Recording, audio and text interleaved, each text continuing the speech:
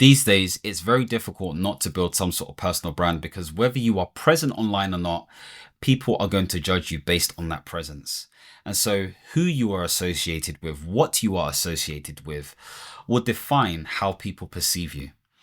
And so the way I think about personal brand is how people perceive you based on how you show up. So presence is key. And so in this video, I'm going to continue the narrative and story centered around building strong content as a portfolio careerist. If you are an independent consultant or a contractor looking to grow your presence and your personal brand, then this is the final part of the content piece that makes up part of my portfolio career guide as well. So let's get straight into it. And so previously I spoke about how you can understand yourself and the market and the problems and speaking to those people to understand those problems of a sort of like area that you can talk on confidently. I also spoke about the fact that it makes sense to build some sort of content pillars, maybe a content calendar and a library of outlines and key notes that you can talk to that will help support you. In addition to that, I gave a bit of a structure in terms of what you can use when you're talking on video, because I'm mainly talking about video.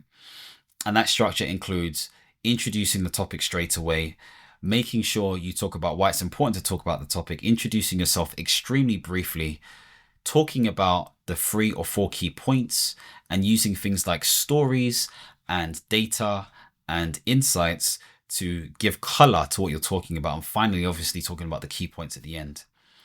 Here, I want to make sure that I highlight a number of stuff. So the first thing is, if you are just shooting a video like I'm shooting here, all you really need to do is use CapCut. Okay, CapCut is a free tool that you can utilize. You want to chop off the ends to make sure it's a good start.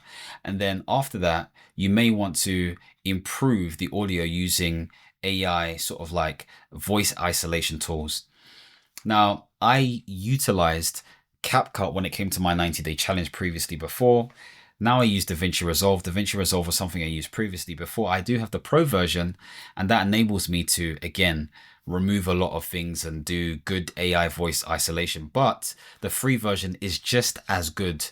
Obviously not better than the pro version, but pretty good. So check out those different things. But if you're on the go and doing everything on mobile, which I did, then CapCut is enough. You don't even need the DaVinci Resolves and all that kind of stuff there. Keep it simple. The audio needs to be clean. The ends need to be cut off. If you want to do a bit of a madness and you want someone to edit your videos, or you want to edit your videos, blah, blah, blah, blah, you can do all of that stuff if you want to. But I would say you're just wasting time. It may not be. It depends on your industry and niche. But if you want human connection, if you want people to understand you, and you care less about all these people coming to find you and talk to you and all this kind of stuff there, then this is fine, because this is all centered around an authentic framework, so to speak. You have to be yourself, and people need to see the self in that. I know I've done videos in the past where I've done a lot of editing. I've done minimal editing. I've done music in the background. I still do that to some degree. I have presentations, etc., etc. But you know, with that in mind, there are reasons why I have done that extremely deliberately, and there are other reasons where I've just tried to experiment. I've tried to understand, and this is the conclusion I've got to. This is just so much easier to do. I'm using my phone right now. So editing is really important. Again, you could do this on your phone. When it comes to sort of like thumbnails are done on Canva. And so obviously there is the Nano Banana update on Gemini, which can help you with this stuff to give you some ideas. You may want to take a screenshot of what pops up on your YouTube feed already, put that into Gemini as an example, Google Gemini, and basically pick up the key themes that pop up from that. You may want to use Canva templates, but I wouldn't. I would create a simple template that makes sense for you. Have a colored background, maybe a transparent image relevant to the topic that you're talking about. Have images of you on the, I would say, the right hand side. And these images could be photo stills from a video that you're doing. So let's say, for example, you smile, then you're surprised, then you're angry. And then these stills, you can just literally frame them, use remove background BNG if you don't have the pro version of Canva. And these become different images that you can utilize for your YouTube videos. And then on the left, you want to have the thumbnail text. Okay. Use colors that make sense for you. Maybe you want to stick to certain themes. Okay. Maybe it's black, maybe it's blue, maybe it's green, maybe it's yellow, maybe it's red. but stick to the consistency and maybe the odd emoji here and there. And over time, you create variations of this stuff. But again, if you're doing daily as an example, not just weekly, you want something that's quick where you can just edit the title and change the image, make it relevant to the topic. So hopefully that gives you an idea. What I'd say is topic titles, okay, so YouTube titles and thumbnail title text are the most important things, I'm telling you. And so you may want to utilize some sort of prompt that you can think of based on things that are on your own feed or things that you watch to help generate title topics for yourself, because one prompt to give one response for a title, one option for a title may not be enough. You may need a bunch of options. And so that's something you can utilize in your design process as well. So optimize tools like ChatGPT, maybe vidIQ if you want to go down the paid route. But again, you can utilize all this stuff for free. I'm telling you, you definitely can. You just need to be creative and patient. It took me about, I would say 10 to 30 minutes to shoot the video, and then to export, edit, thumbnail, everything else, another half an hour. So an hour a day to do a video a day. So it's possible, it can be done. The other thing I want to say is that when you are sort of like developing all of this stuff there, I've spoke about this in my previous video, you want to make sure that you have clear call to actions if you're going to include that. It's not by force, but you can include them. You want to include links to your other stuff and all that kind of jazz there as well. Now, of course, with the content side of things, it can expand beyond what you're doing. You can turn this video into a podcast episode with clean audio. You can turn this into a newsletter.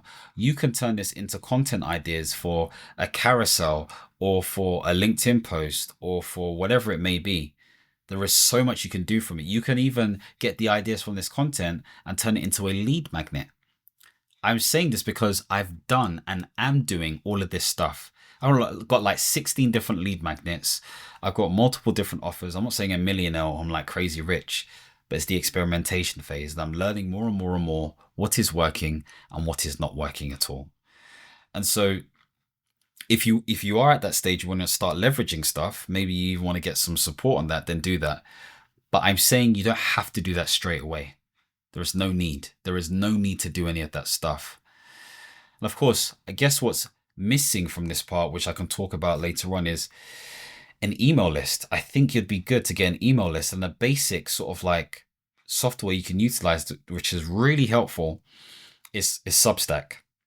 Because Substack has an ecosystem that enables you to create a podcast, to create subscription services, to create content. It allows you to do all this kind of stuff there. So maybe you get a Substack. Of course, there is a bit of a commission thing if you start charging for things, etc., etc. I think it's like 10% or something like that.